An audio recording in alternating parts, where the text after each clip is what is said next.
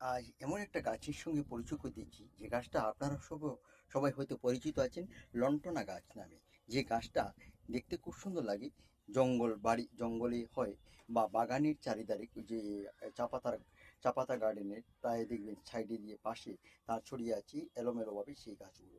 কিন্তু ওই গাছগুলো আর ওই গাছে একটু তফাৎ আছে কি, সেখানে ফুলটা খুব সুন্দর, ওটা হাইব্রিড প্রকৃতির, সেটা লন্ঠনা ক্যামেরা বলি আমরা। দেখতে খুব সুন্দর। অনেকে বলেন টেরাটক্সিন আছে, অর্থাৎ বিষাক্ত গাছ, যাতে বাচ্চাদের অসুখ হতে পারে বিভিন্ন ধরনের বিষক্রিয়ার ফলে।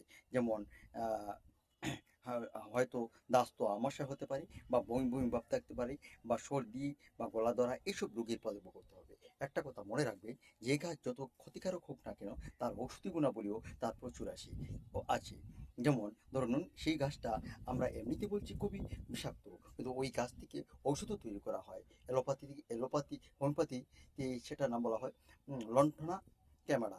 সেই যে ওষুধ লণ্ঠনা ক্যামেরা যেটা ওষুধ তৈরি করা হয়, সেটাতে সর্দি, কাশি এবং গলা ধরা এবং শ্বাসকষ্টের না বিভিন্ন ধরনের কঠিন দুরারোগ্য ব্যাধি সে ওষুধে তৈরি করা হয়। গাছটি দেখুন কত সুন্দর।